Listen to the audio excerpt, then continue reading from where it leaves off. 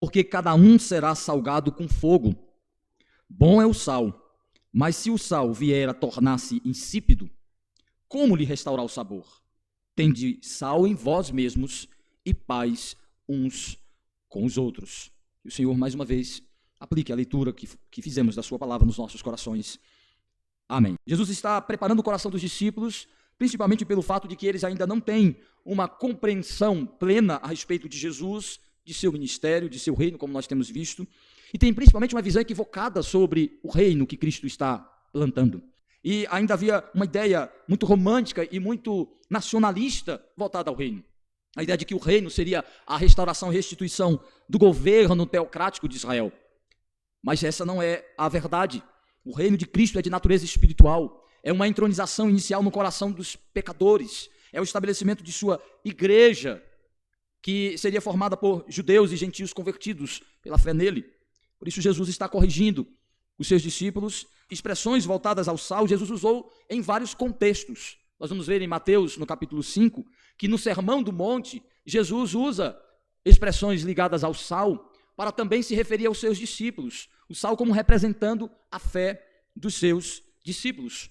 Porém, nós percebemos que lá em Mateus, capítulo 5, quando Jesus fala a respeito do sal como uma simbologia, uma representação, uma metáfora da fé dos seus discípulos, lá representa esta fé que precisa ser evidenciada em testemunho.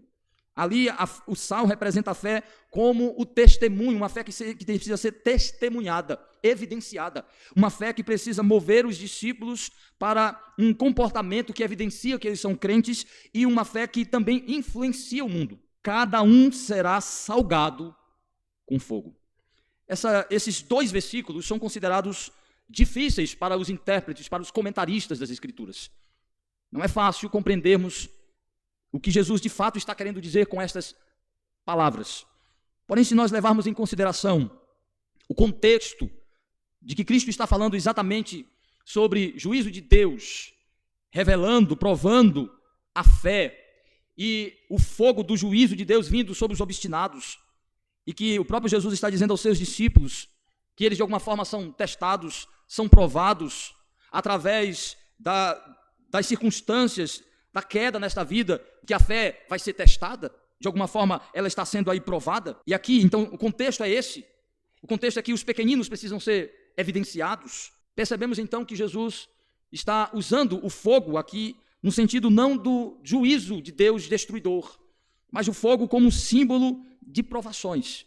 É que o fogo das provações que está por vir, a primeira provação que os discípulos experimentará é a provação da cruz. Essa provará a fraqueza de sua fé. Os discípulos abandonarão Jesus Cristo, mas não abandonarão a fé deliberadamente. Irão tropeçar, irão abandonar o seu Senhor, irão fraquejar, mas Cristo irá fortalecê-los, virá como ressurreto, os fortalecerá, os salgará com graça, e então agora os preparará para ser provado por uma prova ainda mais forte do que ver a cruz do Messias. Eles serão perseguidos, eles serão presos, eles serão mortos e crucificados por causa da sua fé. Então passarão pela prova, pelo fogo das perseguições, das tentações, das injustiças. Um fogo de perseguição que testará quem pertence ao reino e quem não pertence de fato de verdade. Essa perseguição virá sobre os judeus e sobre os gentios, virá sobre o próprio judaísmo, e atestando que os judeus não convertidos a Cristo foram lançados fora do reino, porque perderam o sal, porque a sua fé estava misturada com a idolatria, estava misturada com o legalismo, misturada com o tradicionalismo, misturada com a incredulidade. Então o que Jesus está dizendo para os seus discípulos é: vocês serão testados pelo fogo das provações, que salgará primeiro, atestará se vocês têm o sal da fé que é fruto da graça, uma fé genuína, uma fé verdadeira, mas também salgará porque ela servirá para fortalecer a fé de vocês. Em Mateus, Jesus disse que quando o sal, ao se misturar a impurezas, a outros elementos químicos, a sujeira, se ele se misturar a impureza, ele perde a capacidade de salgar, então ele pode virar montura, ele pode virar parte de asfalto, ser jogado ao chão para ser pisado, vai servir como uma mera areia para planar o chão, a rua. Não serve para saborear a comida, não serve para preservar os alimentos. Ele diz: mas se ele perder o sabor, Se ele se tornar insípido, é possível restaurar? Não. Quando o sal se mistura a impurezas, é impossível remover. Que expressavam uma fé judaica, uma fé na lei, havia misturado esta fé com legalismo, com tradição. E Jesus disse que com isso eles estavam se tornando reprováveis diante de Deus. Que o que eles ofereciam ao Senhor não era agradável. Que eles haviam substituído a palavra pela tradição. E com isso se perder a palavra de Deus. O que Jesus está dizendo é que alguns filhos do reino, alguns judeus que não estavam reconhecendo Jesus, que não criam em Jesus, mas que se diziam ser servos de Deus porque observavam a lei, porque estavam dentro do judaísmo, tinham um sinal da aliança porque eram circuncidados, que participavam dos sacrifícios lá no templo. Estes eram como um sal insípido, um sal que havia perdido o seu sabor, que em algum momento expressavam uma fé, mas que essa fé não era genuína. Por isso ele diz, o sal é bom, mas se ele se tornar insípido, para nada serve e não tem como restaurar o seu sabor. Então não estar em Cristo, não ser salgado pela fé em Cristo, não ser um sacrifício de oferenda a Deus, salgado na fé em Cristo, como resultado da graça pactual de Deus. Simples isso. Presta atenção, pegue toda a fala de Cristo, ele está apontando exatamente para isso. Os judeus que não creem em Jesus, como os fariseus não convertidos, saduceus, todos os judeus que não reconhecem Jesus, ele está chamando de sal insípido, sal que perdeu o sabor, são filhos do reino, mas serão lançados fora. Todos os judeus que não reconhecem Jesus, ele está chamando de sal insípido, sal que perdeu o sabor, são filhos do reino, mas serão lançados fora, porque rejeitam Jesus, e ao rejeitar Jesus, misturam a sua fé com tradição, com legalismo, com justiça própria, com boas obras. Não tem como restaurar esta vida, não tem como restaurar este filho do reino, ele é lançado fora, ele é reprovado.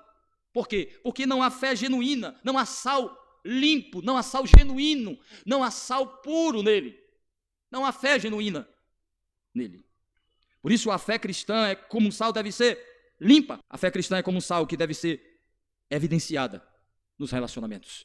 Ela tem que se mostrar saborosa ao paladar nas relações interpessoais. Por isso ele diz, tende sal em vós, tende sal em vós, tende a fé verdadeira em vós, tende a fé genuína em vós, tende a fé fruto da graça, tende a fé do pacto. Por isso o sal é chamado sal da aliança, sal do pacto. Tenha um sal do pacto, tenha a fé do pacto, tenha a fé da aliança, que é fruto da graça de Deus, levando para o verdadeiro sacrifício, a verdadeira oferenda a Deus, que é Jesus.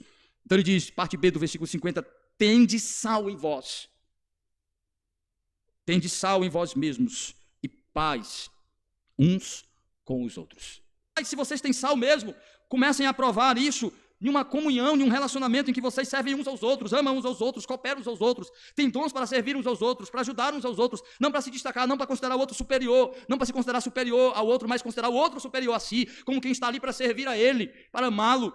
Então vivei em paz uns com os outros, não parem com essa disputa entre vocês, de ficarem, porque eles estavam pelo caminho disputando. Jesus perguntou o que estava acontecendo lá no caminho, ninguém disse nada, ficou com vergonha de falar. O que estava acontecendo lá no caminho? Eles não disseram nada. Jesus disse, vocês param com isso.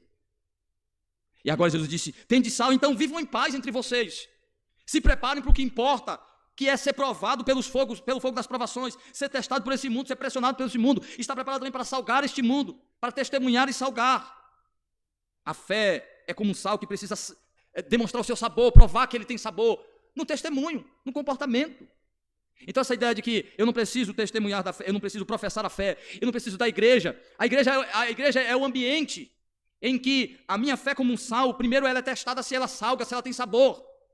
Porque é entre nós irmãos em Cristo, que a gente tem a oportunidade de viver os desafios, as diferenças, as dificuldades, para exercitar as virtudes do Espírito, a fé, a paciência, a longanimidade, a temperança, o domínio próprio. É no ambiente da igreja que eu sou forjado, que o meu sal como crente, a minha fé, a minha vida transformada em Cristo, vai ser testada como quem tem capacidade de salgar a vida do outro. A fé cristã ela é como um sal que deve ser evidenciada nas relações do crente, primeiro entre eles, porque eu não estarei preparado para salgar o mundo se eu não salgar a minha igreja, se eu não sou um sal sentido, se não tenho sabor na convivência com os meus irmãos, se a igreja está com vontade de me cuspir porque não me tolera, e que não sente saudade de mim porque eu não tenho sabor. Olha como é forte a palavra de Cristo. Por isso, meus irmãos, Jesus está dizendo para os seus discípulos que eles precisam estar preparados, que o que vem, o que virá para eles, é um teste forte para provar, para aprovar e para fortalecer a fé deles, que estavam como meninos brigando entre eles. Mas calma, as provações virão, irão tratá-los. Então as provações servem para nos identificar com Jesus, que somos salgados nele, que temos a fé nele. E então nos tornamos agradáveis a Deus nele, porque Jesus foi a oferta que agradou a Deus. Jesus foi o salgado, foi o sacrifício salgado, foi a carne salgada. Deus olhou para o seu filho, recebeu o seu sacrifício, a sua morte como um sacrifício aceitável a ele. Jesus é o salgado que agrada a Deus. E nós nos tornamos agradáveis ao Senhor se estivermos em Jesus. Então as provações servem para provar qual é o valor da nossa fé. Que fé é essa? É a fé em Jesus? É a fé genuína, limpa, fruta de um evangelho genuíno, límpido? Ela então é confirmada e se torna frutífera e nos torna mais parecidos com Jesus. Você professa a sua fé em Cristo, saiba que você precisa necessariamente passar pelas provações de Deus para testar o valor dessa fé. Por isso, não despreze, como diz Paulo, não despreze as provações, não despreze o sofrimento, como diz Pedro, não despreze o fogo, não veja isso estranho, não veja como isso ruim da parte de Deus, isso é bom da parte de Deus. Para provar, para testar, se realmente temos uma fé genuína, verdadeira, e torná-la frutífera, para nos tornar parecidos com Cristo. Talvez você esteja procurando uma igreja, procurando, de fato, conhecer mais do Senhor, procure uma igreja que prega o genuíno evangelho, que prega o evangelho da graça de Deus em Cristo, que prega a centralidade de Jesus, que prega Jesus como aquele que agradou a Deus, a nossa necessidade e dependência de Cristo. É isso que você deve procurar, porque é este evangelho que vai produzir uma fé genuína, e uma vez produzindo uma fé genuína, você vai desejar professar, você vai desejar se tornar salgado e salgador, influenciador na vida dos outros, você vai desejar ser tempero, ser agradável na vida dos outros, ser evidenciado como quem tem Cristo, temperar a vida do irmão e temperar o mundo, nesta podridão moral que o mundo vive. A fé genuína não pode perder o seu sabor, mas ela pode se misturar, ela pode ser manchada de alguma forma, mas o Senhor sempre vai tornar limpa, Ele sempre vai purificar pela sua palavra, pelo poder do Espírito, vai sempre tratar o nosso coração, vai sempre tratar a nossa fé, vai sempre buscar tirar as impurezas que tendem a surgir em nosso coração, ímpio, arrogante, soberbo, presunçoso. Portanto, não misture a sua fé com as filosofias deste mundo, não misture a sua fé com as tradições deste mundo, com os conselhos dos ímpios, com as ideologias do mundo, com a ciência que é ateia, com os conceitos do mundo, com a moral do mundo, com a ética do mundo.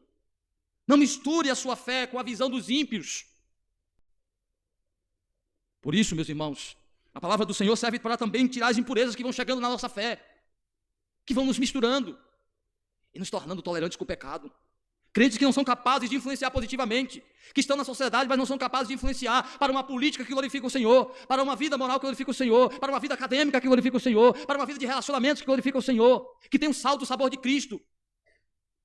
Sua vida tem gosto de Cristo, tem sabor de Cristo, no seu falar, no seu agir, no seu relacionar. Que tempero tem suas palavras? Que tempero tem sua vida? Que tempero tem sua fé? Que o Senhor torne a nossa fé pura e genuína